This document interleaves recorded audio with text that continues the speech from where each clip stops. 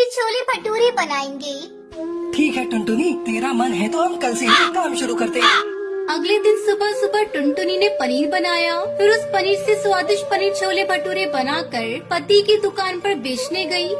भाई साहब, चाय के साथ साथ मेरी पत्नी के हाथ का बना हुआ शुद्ध पनीर छोले भटूरे भी खाइए। एक बार खाओगे तो बार बार आओगे।